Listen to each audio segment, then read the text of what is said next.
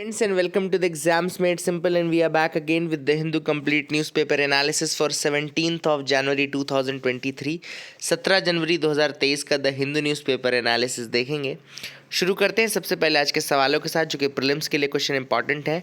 आप लोग से मैं केवल इतनी रिक्वेस्ट कर सकता हूं कि आप प्लीज़ वीडियो लाइक ज़रूर करिएगा। आप लोग करते नहीं हैं, पता नहीं क्यों, but please you can do that. If you can do that then it will be a great help.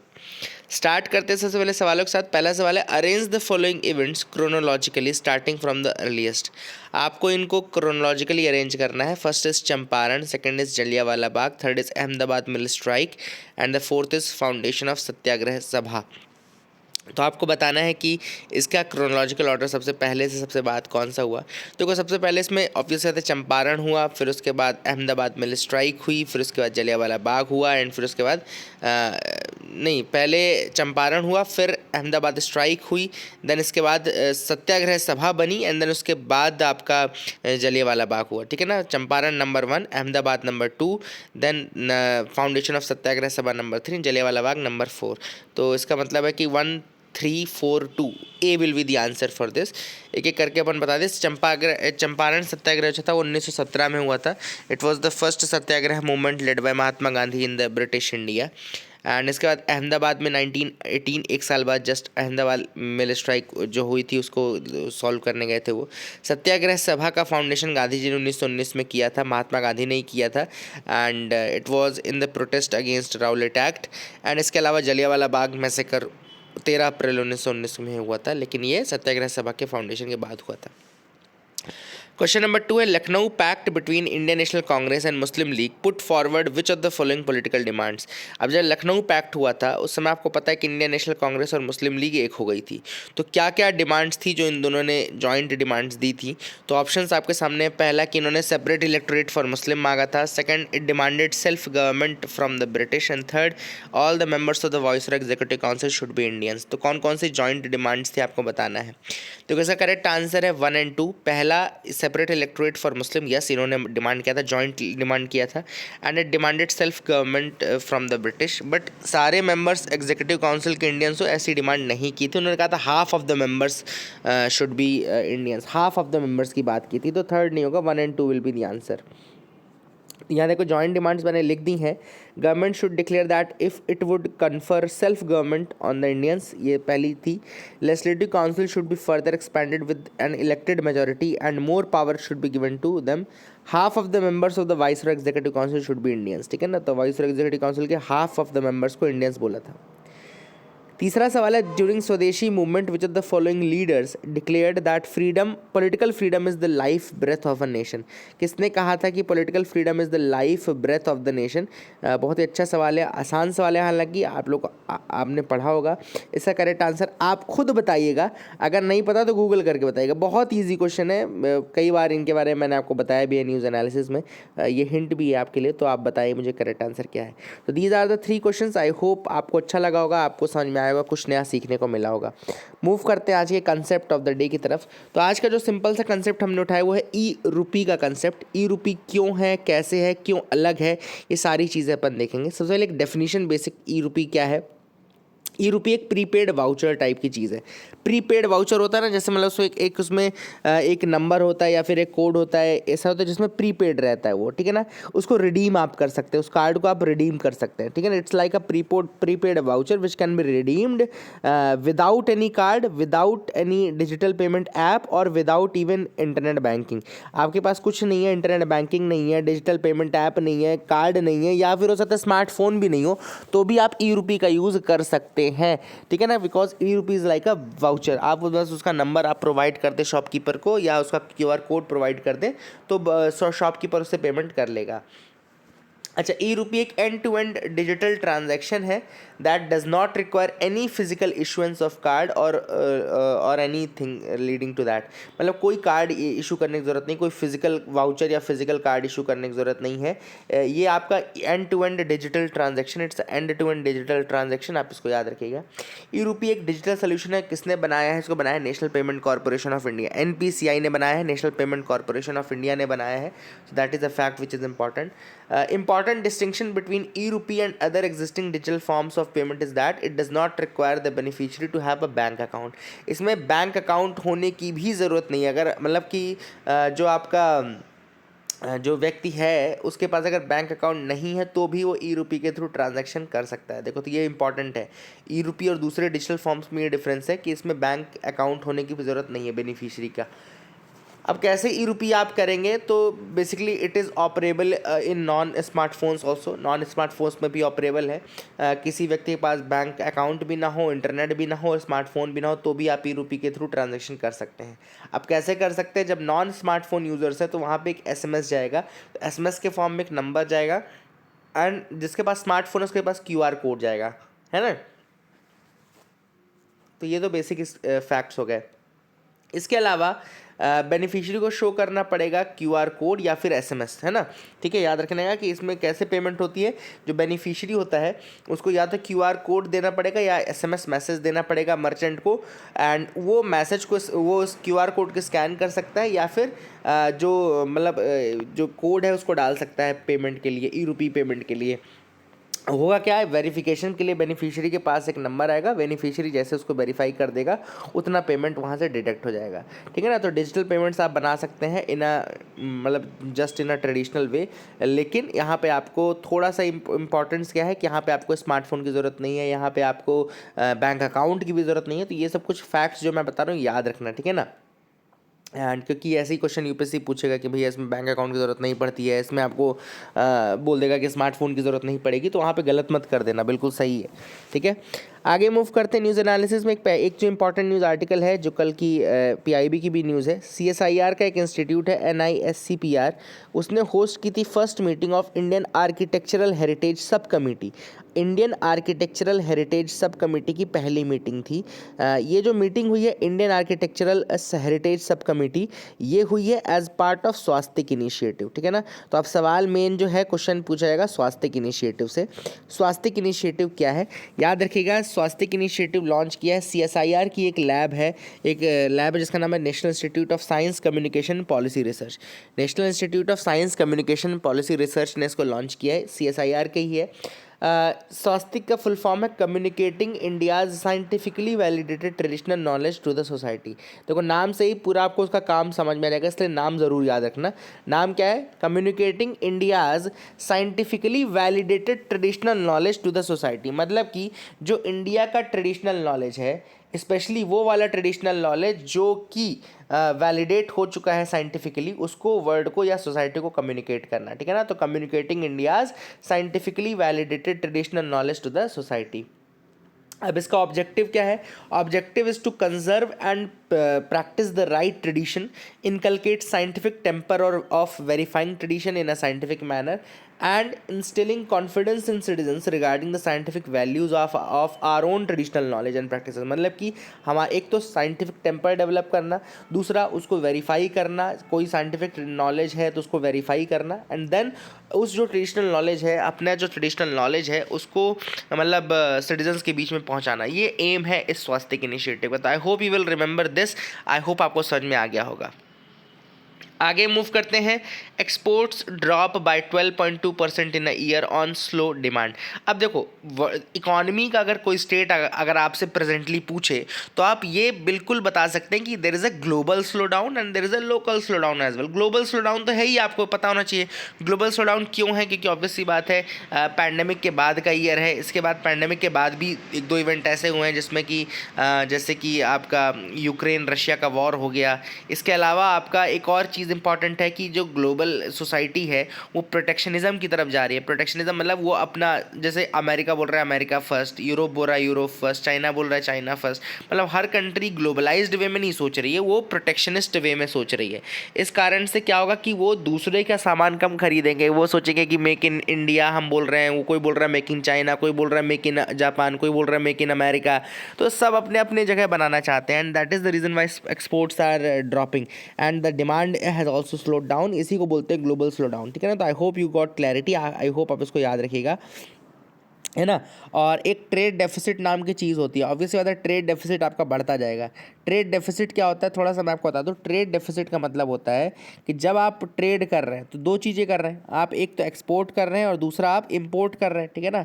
अब अगर मान लो आपकी इंपोर्ट ज़्यादा है और एक्सपोर्ट कम है, तो इसका मतलब है कि आप इंपोर्ट ज़्यादा कर रहे हैं, एक्सपोर्ट कम कर रहे हैं, ये आपका ट्रेड डेफिसिट होता है। और वहीं पे अगर आपका एक्सपोर्ट ज़्यादा होता और इंपोर्ट कम होता तो वो होता ट्रेड सरप्लस कहलाता है ना। याद रखिएगा, उसको ट्रेड सरप्लस बोलते हैं। तो हमारा ट्रेड डेफिसिट चल रहा है because of that reason.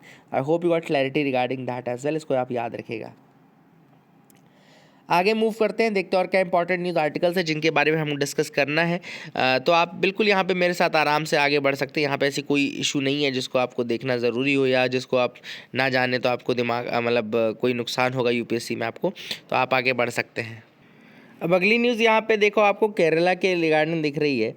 Kerala में भी रिसेंटली आपको ये भी पता होगा कि अभी रिसेंटली जो सुप्रीम कोर्ट का ऑर्डर था कि भैया जितने भी प्रोटेक्टेड एरियाज़ हैं उनके बाहर एटलीस्ट मिनिमम 1 किलोमीटर का बफर जोन होना चाहिए, है ना।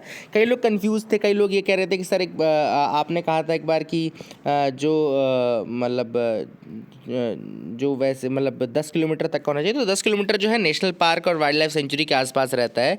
1 किलोमीटर का बफर जोन रखा जाता है प्रोटेक्टेड, मिनिमम 1 किलोमीटर का सुप्रीम कोर्ट ने ऑर्डर किया था बफर जोन होना चाहिए इन द प्रोटेक्टेड एरियाज। कोई भी प्रोटेक्टेड एरियाज है उसके आसपास एक मिनिमम 1 किलोमीटर का होना चाहिए, ठीक है ना। तो आप इसको याद रखिएगा। अब केरला की वो न्यूज़ के रिगार्डिंग मैं आपको थोड़ा सा कुछ और फैक्ट्स बता दूं। केरला में ही जो अलग अलग नेशनल पार्क, तो आपको दिख रहा होगा अरालम वाइल्ड लाइफ सेंचुरी दिख रही होगी, अरालम नाम देख लो, अरालम वाइल्ड लाइफ सेंचुरी है। अरिप्पा इको टूरिज्म विलेज है, बेगूर वाइल्ड लाइफ सेंचुरी है, बेगूर। चिन्नार वाइल्ड लाइफ सेंचुरी है, चिमिनी वाइल्ड लाइफ सेंचुरी है, चुलानूर पी फाउल सेंचुरी है, एराविकुलम नेशनल पार्क है, काडालुंडी बर्ड सेंचुरी है, इडुक्की वाइल्ड लाइफ सेंचुरी है, कुमारकोम बर्ड सेंचुरी है, देन मुथांगा वाइल्ड लाइफ सेंचुरी है, परम्बिकुलम टाइगर रिजर्व है, नेयार वाइल्ड लाइफ सेंचुरी है, पीची वजहानी वाइल्ड लाइफ सेंचुरी है, पेपारा वाइल्ड लाइफ सेंचुरी है, शेंदुरनी वाइल्ड लाइफ सेंचुरी है, पेरियार टाइगर रिजर्व है, साइलेंट वैली नेशनल पार्क है, देन थत्तेकड़ बर्ड सेंचुरी है, थोलपेटी वाइल्ड लाइफ सेंचुरी है, वायनाड वाइल्ड लाइफ सेंचुरी है। मैं देखो पूरे नाम मैंने आपको बता दिए, क्वेश्चन पूछा जा सकता है, बहुत ज़्यादा चांसेस है क्वेश्चन पूछने के, तो इसको याद रखिएगा, इसको भूलिएगा नहीं, ठीक है ना। ऊपर देखो लिखा भी हुआ है कि यहाँ पे जो आपके केरला में जो फौना है उसमें आपका Indian sloth bear, lion tailed macaque, Indian bison, Bengal tiger, Nilgiri tahr, ये सब आपको मिल जाएंगे, है ना। इनके जो वाइल्ड लाइफ सेंचुरीज हैं, Aralam, Aripa, Begur, Chinnar, Chimmini, Eravikulam, Kumarakom, Kadalundi, Idukki, then Neyyar, Parambikulam, Neyyar wildlife sanctuary है, पेरियार टाइगर रिजर्व है, साइलेंट वैली, है ना, वायनाड, ये सब याद रखिएगा नाम प्लीज़, है ना। इसके अलावा इस न्यूज़ आइटम में मैं आपको दो चीज़ें और बता दूं, याद रखिएगा कि केरला की जो स्टेट बर्ड है वो ग्रेट हॉर्नबिल है। द ग्रेट हॉर्नबिल, इसको होमराई भी बोलते हैं नेपाल में, एंड मसूरी में इसको बानराव बोलते हैं। इसका मतलब होता है king of the jungle. King of the jungle मतलब होता है ग्रेट हॉर्नबिल, इसका स्टेट बर्ड है, ऑफिशियल स्टेट वर्ड है केरला की एंड अरुणाचल प्रदेश की भी। इसके अलावा जो स्टेट एनिमल है वो इंडियन एलिफेंट है। Indian elephant is the state animal of Kerala. तो ये कुछ एक्स्ट्रा फैक्ट्स थे जो आप याद रख सकते हैं। आगे मूव करते हैं, देखते हैं और क्या इंपॉर्टेंट न्यूज़ आर्टिकल है। तो यहाँ पे एडिटोरियल पार्ट में पहला जो एडिटोरियल है वो है this is an address of great constitutional importance. अब तमिलनाडु में हुआ क्या, आप सबको पता है कि फर्स्ट जो सेशन हो रहा था, गवर्नर उसमें कोई स्पीच दे रहे थे। स्पीच देते देते उन्होंने पूरा स्पीच पढ़ा नहीं और आधा स्पीच पढ़ के वो चले गए, कुछ पैसेज उन्होंने स्किप कर दिए, ठीक है ना। अब उस स्पीच का कितना इंपॉर्टेंस है उसके बारे में ऑथर ने यहाँ पे बताया है। देखो आर्टिकल 176 जब आप पढ़ोगे तो आर्टिकल 176 कॉन्स्टिट्यूशन का कहता है governor should mandatorily address the members of the legislature at the commencement of the first session of each year, ठीक है ना। देखो लिखा है आर्टिकल 176 कहता है governor should mandatorily address the members of the legislature at the commencement of the first session of each year and to inform them of the causes of its summons. ठीक है ना। इसी का क्लॉज 2 जब आप पढ़ेंगे तो कहता है legislature will discuss the matters referred to in such an address, मतलब जो लेजिस्लेचर है वो उस एड्रेस में रेफर किए गए मैटर्स को डिस्कस भी करेंगे। And the address here means the complete address and not the truncated और गार्बल्ड वर्जन। और जो ये एड्रेस है ये कंप्लीट एड्रेस है और ये ट्रंकेटेड या गार्बल्ड फॉर्म में नहीं होना चाहिए। अब दूसरा सवाल आपके दिमाग में आ रहा होगा कि कौन वो एड्रेस बनाता है, तो ऑब्वियस सी बात है इस एड्रेस में जो डिस्कस होता है वो गवर्नमेंट के जो ग्रीन पॉइंट्स थे, मतलब कि जो जो उन्होंने अच्छा किया पिछले साल में, प्लस गवर्नमेंट नेक्स्ट ईयर कौन सी पॉलिसीज़ के साथ आगे बढ़ेगा, इस पूरे साल में कौन सी पॉलिसीज़ रहेगी, वो सब मेंशन रहता है। तो ऑब्वियस सी बात है उसको फॉर्म करने की जो ड्यूटी रहती है वो गवर्नमेंट की रहती है और गवर्नमेंट का ही वो एड्रेस होता है। बस वो किसके मुंह से निकलता है, वो गवर्नर के मुंह से निकलता है। इसलिए गवर्नर का कोई हक नहीं बनता कि उसमें स्पीच में कोई चेंज करे, इस पैसेजेस को ट्रंकेट करे या उसका गार्बल्ड फॉर्म बोले, उसको ना बोले, है ना, ये सब गवर्नर का रोल नहीं है। तो ऑथर ने वही कहा कि 176 जो आर्टिकल है वो कुल मिलाकर के ये गवर्नर के ऊपर एक रिस्पॉन्सिबिलिटी देता है कि पूरा का पूरा जो स्पीच है, पूरा का पूरा जो एड्रेस है वो गवर्नमेंट जैसा उनको देगी गवर्नर को, वो एज इट इज़ उनको बोलना पड़ेगा और उसमें चेंजेस नहीं किए जा सकते हैं। तो यहाँ पे जो रवि जी ने किया, जो गवर्नर ने किया तमिलनाडु के, वो सही नहीं किया। That was not the correct thing, that was anti constitutional thing to do, है ना। और ऑथर ने कहा कि देखो एड्रेस की बात बहुत सारे आर्टिकल्स में, आर्टिकल 175 भी एड्रेस की बात करता है कि यहाँ लिखा है governor may address the legislature for that purpose, है ना।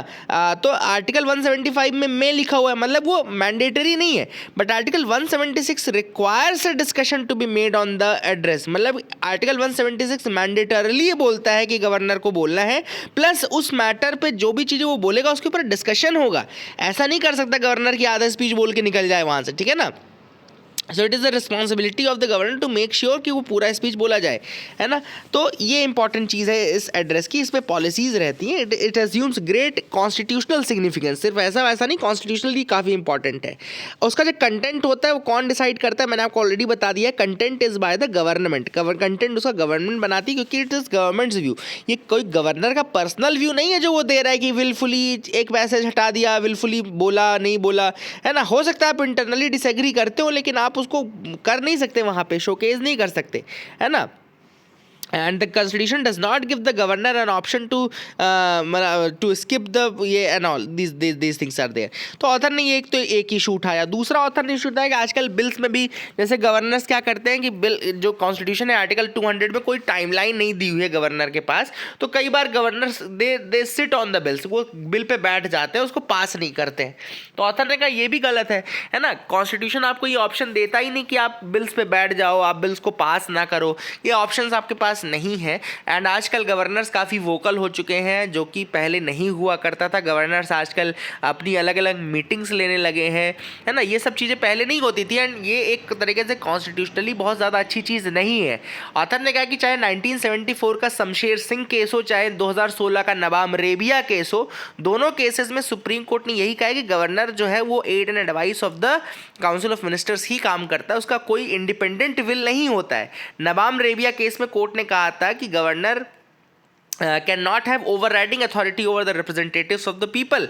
गवर्नर तो एक नॉमिनी है, उसकी ओवरराइडिंग अथॉरिटी नहीं हो सकती है over the will of the people, क्योंकि जो चुने हुए लोग हैं वो विल ऑफ द पीपल हैं, है ना। So that is the thing which is important. इसके अलावा B.R. अम्बेडकर जी ने भी कहा था कि कॉन्स्टिट्यूशन को अगर प्रिंसिपल में रहना है तो एक चीज़ हमको देखनी पड़ेगी कि कभी भी गवर्नर इंटरफेयर ना करे in the administrative power of the provinces. तो ये सारी चीज़ें कहीं ना कहीं आजकल गवर्नर्स वॉयलेट करते जा रहे हैं। This is what has been discussed in the article. I hope you got clarity regarding that. अगला जो आर्टिकल है वो रिगार्डिंग अभी रिसेंटली कैबिनेट ने डिसीजन दिया था कि 2600 करोड़ निकाल के वो बैंक्स को देंगे ताकि वो क्या प्रमोट हो, डिजिटल पेमेंट को प्रमोट कर सकें। तो ऑथर ने कहा बहुत अच्छी बात है, आप डिजिटल पेमेंट को प्रमोट करिए, लेकिन डिजिटल पेमेंट जितना ज़्यादा आप प्रमोट करेंगे उतना ज़्यादा साइबर क्राइम का, साइबर फ्रॉड का, डिजिटल फ्रॉड्स का खतरा भी बढ़ेगा।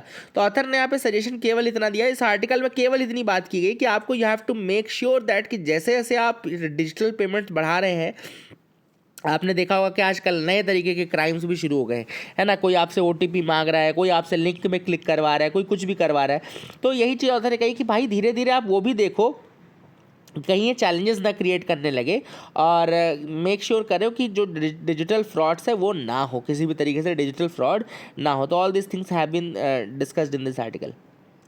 अगला जो आर्टिकल है वो है balance fiscal consolidation with growth. तो यहाँ पे सी रंगराजन जी ने ये आर्टिकल लिखा है और उन्होंने वो पहले हमारे गवर्नर मतलब आरबीआई के गवर्नर भी रह चुके, former governor of the reserve bank of India.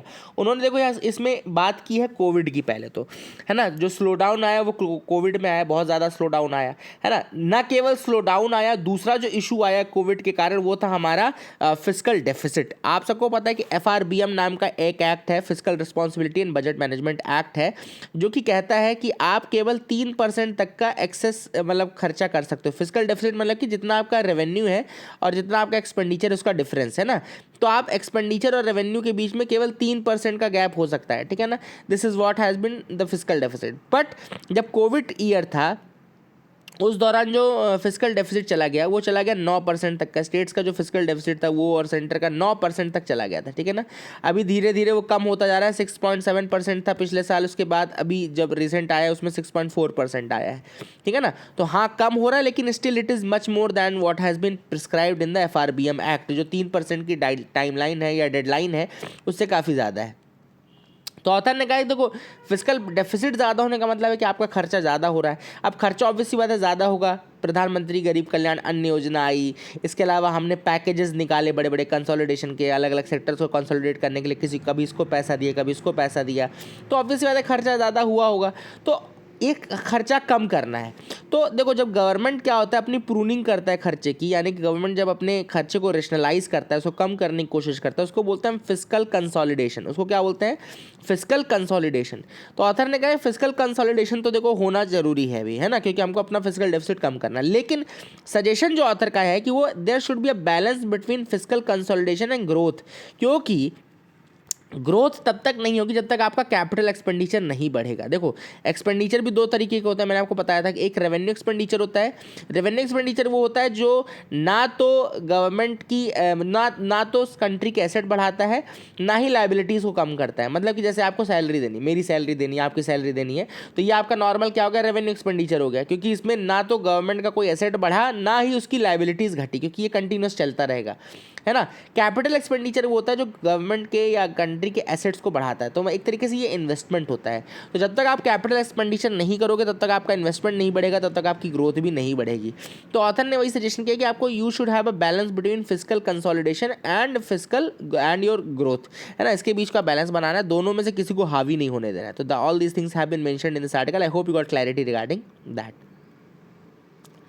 Why is Kerala opposing the new electricity rules?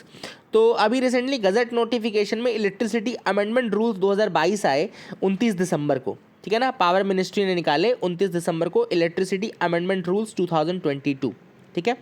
अब हुआ क्या इसमें, अभी केरला की गवर्नमेंट जो है बहुत ज़्यादा उसने ऑब्जेक्ट किया है, स्पेशली रूल 14 के ऊपर, ठीक है। तो अब रूल 14 है क्या देख लेते हैं। रूल 14 कहता है दैट जो डिस्कॉम्स है ना, स्टेट इलेक्ट्रिसिटी रेगुलेटरी कमीशन जो है, समझना इस चीज़ को, डिस्कॉम्स को ये एक्सेस पावर दिया जा रहा है कि अगर उनको कोई लॉस हो रहा है तो वो क्या कर सकते हैं, उसको ऑटोमेटिकली रिकवर कर सकते हैं कंज्यूमर्स के through on a monthly basis bill में, है ना। बिल में अपनी कॉस्ट दे करके वो जो डिस्ट्रीब्यूशन कंपनीज हैं वो ऑटोमेटिकली रिकवर कर सकती हैं from the consumers on monthly basis जो उनके एक्सपेंसेस हो रहे हैं on variations in fuel price and power purchase cost. तो जो भी, अब देखो डिस्कॉम्स जो है, डिस्ट्रीब्यूशन कंपनीज जो हैं, वो कहीं ना कहीं से पावर खरीद रहे होंगे, वो कहीं ना कहीं से फ्यूल खरीद रहे होंगे, तो उसके फ्यूल प्राइस या पावर परचेज में जो उनका वेरिएशन हो रहा है और जो उनको एक्सेस कॉस्ट पड़ रही है, वो एक्सेस कॉस्ट वो चाहें तो रिकवर कर सकते हैं automatically from the consumers bye including something in the bill, ठीक है। तो ये पावर सेंटर दे रहा है किसको? डिस्ट्रीब्यूशन कंपनीज को। अब रूल 14 यही है। रूल 14 बेसिकली ये कहता है कि स्टेट इलेक्ट्रिसिटी रेगुलेटरी कमीशन जो है वो स्पेसिफाई करेगा एक प्राइस एडजस्टमेंट फार्मूला, और उस प्राइस एडजस्टमेंट फार्मूला के बेसिस पे ऑटोमेटिकली जो डिस्कॉम्स हैं वो रिकवर करेंगे मंथली बेसिस में जो फ्यूल और पावर परचेज एडजस्टमेंट सरचार्जेस है, मतलब जो एक्सेस कॉस्ट है उसको कैलकुलेट करके वो ऑटोमेटिकली कंज्यूमर के ऊपर ला लेंगे। अब केरला इससे खुश नहीं है। पहली चीज़, केरला क्यों नहीं खुश है? उनका कहना है कि भैया देखो ये जो कंज्यूमर्स हैं उनके ऊपर एक अलग से बर्डन पड़ेगा, this will be added burden on the consumers, consumers के हित में नहीं है, पहली चीज़। दूसरी, अनस्टेबल प्राइसिंग सिचुएशन हो जाएगी, this will create an unstable pricing situation, है ना, क्योंकि पेट्रोल डीजल की प्राइस तो कितना ही बढ़ सकते हैं, तो क्या उसी के प्रपोजन में आप बिल बढ़ाते रहोगे क्या लोगों का, तो एक अनफेयर सिचुएशन आ जाएगी। प्राइस फ्लक्चुएशंस के कारण हर महीने अलग फार्मूला से बिल कैलकुलेट होगा। इसके अलावा तीसरा जो ऑथर ने बोला कि ये जो पावर है स्टेट इलेक्ट्रिसिटी कमीशन की, जो सरचार्ज फिक्स करता है, वो पावर एक तरीके से डाइल्यूट हो जाएगी, क्योंकि यहाँ पे आपने डिस्कॉम्स को भी उसमें थोड़ा सा वो दे दिया कि डिस्कॉम्स बताएंगे कितना उनको पैसा चाहिए, बिल में कितना ऐड करना है, तो basically this will dilute their power, state की जो पावर है वो डाइल्यूट करेगा। तो ये 3 रीजंस हैं कि क्यों केरला की गवर्नमेंट जो है इसके अगेंस्ट है।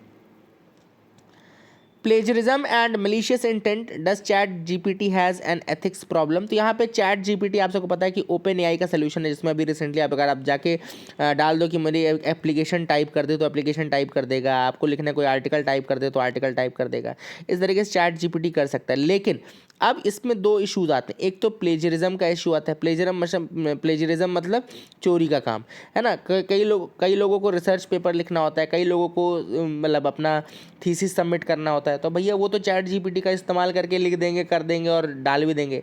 अब जिस चेकर को, जिसको तुरंत चेक करना है सब कुछ, वो कैसे इतना सब कुछ चेक कर पाएगा, तो प्लेजरिज्म फैलेगा। देन इसके अलावा कई लोग आजकल क्या कर रहे हैं, चैट जीपीटी का यूज़ कर रहे हैं कुछ मलिशियस इंटेंट, मलिशियस मैलवेयर बनाने के लिए। हालांकि चैट जीपीटी में ये सुरक्षा है कि अगर आप डायरेक्ट उसको मैलवेयर बनाने के लिए कहोगे तो नहीं बनाएगा मलिशियस इंटेंट की चीज़ें, लेकिन कई बार जो बहुत ज़्यादा ट्रिकी और ऐसे यूज़र्स होते हैं जो बहुत ज़्यादा जानते हैं, तो वो मतलब इस तरीके से अपनी रिक्वेस्ट पुट फॉरवर्ड करेंगे कि उनका कोड चेक हो जाएगा, उनके कोड में ऐड कर देंगे, थोड़े थोड़े पार्ट्स में ऐड करके वो बना सकते हैं, है ना। तो इस तरीके से मैलिशियस इंटेंट से भी रोक। तो ऑथर ने वही कहा कि हमको ये देखना पड़ेगा कि कोड्स तो ये चैट जीपीटी और सोल्यूशन अच्छे हैं, इनोवेशन अच्छे हैं, ऐसा नहीं कहा जा रहा है कि इनोवेशन मत करो, लेकिन उनका प्रॉपर प्रोटेक्शन और प्रॉपर ये जो चैलेंजेस आते हैं, एथिकल चैलेंजेस और ये सब चैलेंजेस जो आते हैं, इनको हमको देखना पड़ेगा कि ये किसी तरीके से कंट्रोल हो सकें। This has been mentioned in this article, I hope you got clarity. Invitation to Egypt president for Republic Day celebration. अब आप सबको पता है कि इजिप्ट के जो प्रेसिडेंट हैं उनको रिपब्लिक डे के दिन जो मतलब सेलिब्रेशन में जो चीफ गेस्ट हैं वो यही आएंगे, है ना, इजिप्ट के प्रेसिडेंट। तो that is the thing which is important, ये आपको पता होगा। अब्दुल फतेह अल सीसी इनका नाम है, अब्दुल फतेह अल सीसी। एक चीज़ मैं आपको इस न्यूज़ में बताना चाहता हूँ, इजिप्ट का नाम आए और स्वेज कैनाल का नाम ना आए तो वो बनता नहीं है। तो स्वेज कैनाल आपको पता होना चाहिए कि एक आर्टिफिशियल सी लेवल वाटरवे है जो कि नॉर्थ टू साउथ रन करता है, and it connects the Mediterranean sea with the red sea, Mediterranean sea को रेड सी से कनेक्ट करता है। And this canal separates the African continent from Asia, Africa को एशिया से सेपरेट करता है। शॉर्टेस्ट मैरीटाइम रूट देता है between Europe and lands lying around the Indian and western Pacific oceans. It is one of the world's most heavily used shipping lanes, world trade का 12% by volume ये carry करता है। And Suez canal जो start हुई थी, actually वो start हुई थी 1869 में, याद रखिएगा, ओपनड फॉर नेविगेशन इन 1869। फिर उसके बाद 150 सालों तक लगभग इसको कंट्रोल किया ब्रिटिश और फ्रेंच ने, है ना, क्योंकि तब तक वो ब्रिटिश फ्रेंच इसको कंट्रोल करते थे। 1956 में इजिप्ट ने इसको नेशनलाइज कर दिया, एंड जब ये नेशनलाइज किया गया तो ऑब्वियसली बात है ब्रिटेन और फ्रांस उस समय इसके ऊपर खुश नहीं रहेंगे, तो इसी को स्वेज क्राइसिस बोलते हैं, स्वेज क्राइसिस बोलते हैं, ठीक है ना। तो that is the thing which is important. ये कुछ फैक्ट्स थे। Let me show you the map of Suez canal. तो जैसा कि आप देख पा रहे हैं, हालांकि ये मैप आपका इजिप्ट का ज़्यादा है, स्वेज कैनाल का कम है, बट ऐसे ही चलता है। देखो तो यहाँ पे स्वेज कैनाल जैसा कि आप देख पा रहे हैं, this is the Suez Canal region. यहाँ पे आपको यहाँ पे ये ट्रायंगुलर एक पार्ट दिखेगा, यहाँ ये अफ्रीकन पार्ट है, and this is the Saudi Arabia and जो आपका एशियन पार्ट है। तो इसके बीच का ये लाइन बनाता है अफ्रीका है उसके बीच का। तो ये आपको देखो ना, स्वेज सिनाई पेनिनसुला इसको बोलते हैं, सिनाई पेनिनसुला।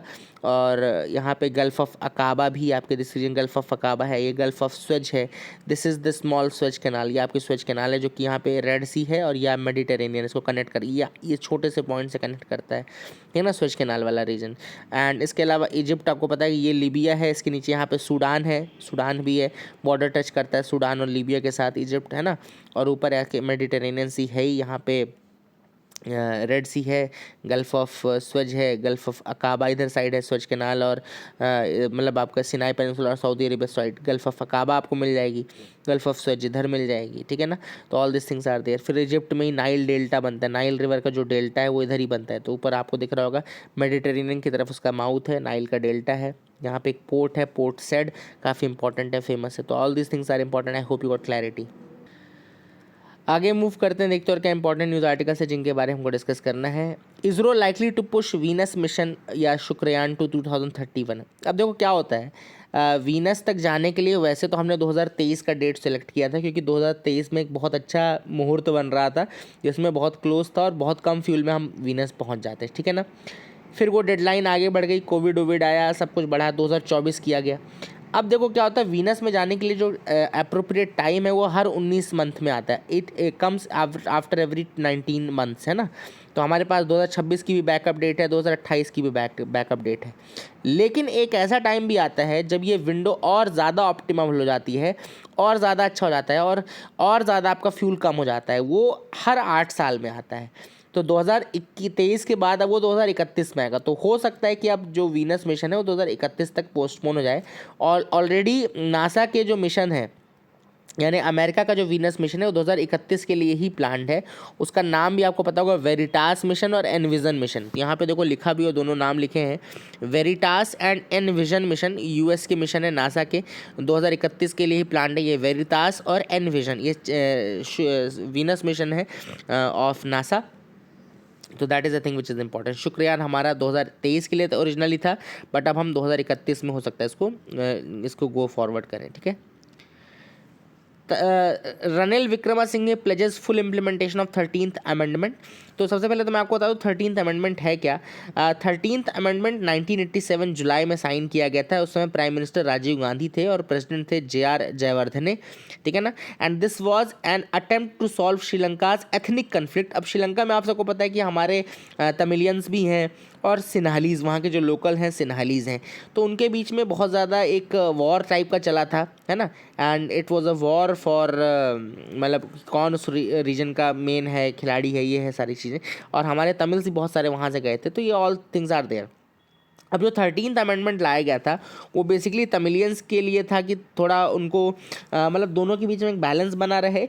और 13th अमेंडमेंट बोलता है कि जो तमिल होगी वो श्रीलंका की ऑफिशियल लैंग्वेज रहेगी, एंड प्रोविंशियल काउंसिल्स में यूज़ होगी, एंड सबको ऑटोनॉमी दी जाएगी, हर जगह सब्सटैंशियल अथॉरिटी सबको दी जाएगी, ये सारी चीज़ें हैं। बट अभी still 13th amendment has not been implemented. हालांकि कई तमिल ग्रुप्स हैं जो कि बोलते हैं कि 13th अमेंडमेंट काफ़ी नहीं है, पर कई ग्रुप्स ऐसे भी हैं कि ये कहते हैं कि 13th अमेंडमेंट एटलीस्ट कॉन्स्टिट्यूशन में लिखा बेसिक चीज़ है, वो तो आप फुलफिल करो, तब तो हम कोई आगे की बात करेंगे। तो these things are there. I hope you got clarity regarding that. Wholesale inflation slides to 22-month low. अब होलसेल इन्फ्लेशन थोड़ा कम हुआ है। होलसेल का मतलब जैसे थोक विक्रेता जो होते हैं, तो उनका प्राइस अलग रहता है, और रिटेल में जो हमको मार्केट में प्राइस मिलता है वो अलग रहता है ना। तो अब होलसेल लेवल पे जब हम इन्फ्लेशन की बात करेंगे तो होलसेल इन्फ्लेशन कहलाएगा, और रिटेल लेवल पे बात करेंगे तो रिटेल इन्फ्लेशन कहलाएगा। तो होलसेल इन्फ्लेशन अभी थोड़ा कम हुआ है, एंड हो सकता है इसके बाद अब रिटेल इन्फ्लेशन भी हमको कम देखने को मिले। बैंक प्रोविजनिंग्स क्या होती है, बैंक प्रोविजनिंग क्या होती है। देखो क्या होता है, बैंक्स ने किसी को लोन दिया, अब धीरे धीरे वो लोन चुकता नहीं कर रहा है मान लो, तो वो नॉन परफॉर्मिंग एसेट हो जाएगा। नॉन परफॉर्मिंग एसेट के बाद धीरे धीरे वो डाउटफुल एसेट में जाएगा, और डाउटफुल एसेट के बाद फिर वो लॉस एसेट में जाएगा। मतलब कि जब उसको पता चल जाएगा कि अब ये रिकवर नहीं किया जा सकता। तो क्या होता है, बैंक्स को क्या कहता है RBI कि बोलता है भैया आप अपने लॉस एसेट्स को रिकॉग्नाइज करो। बैंक्स लॉस एसेट रिकॉग्नाइज नहीं करते, उनको राइट ऑफ कर देते हैं, हटा देते हैं मतलब अपने बुक से। अब उनको कहते हैं भैया आप अपने लॉस एसेट को रिकॉग्नाइज करो, और जितना आपका लॉस एसेट हो उतना आप रिजर्व करके अलग से रख लो, है ना, उतना आप रिजर्व करके अलग से रख लो। तो this is what the provisioning is, है ना। प्रोविजनिंग वही होती है कि जितना आपका लॉस हो उतना कैपिटल अब आप लोन में मत घुमाओ, वो आप अलग करके रख लो। तो this is what the provisioning is in actuality. तो I hope you got clarity regarding all these news items. आपको समझ में आ गया होगा। That is it for the day. Keep loving us, keep sharing us. Thank you and have a nice day.